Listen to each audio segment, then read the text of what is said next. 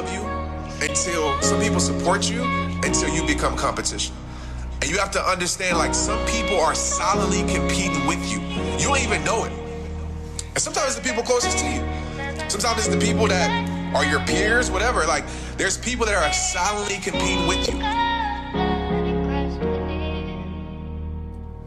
I was always there for you, how come you wasn't there for me? I was always helping you, how come you wasn't helping me? I ain't one to judge, but right now I feel like a referee. To tell the truth, me and you, we can never be. I ain't interested in them stories you be telling me I'm cooking, and that shit don't seem to go right with the recipe I'm looking. And your actions ain't matching the shit you telling me.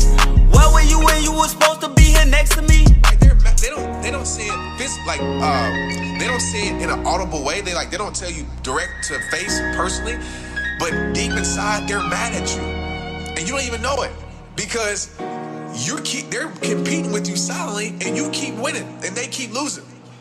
In their eyes, even though that's like not the truth, but in their eyes they're losing because you're succeeding.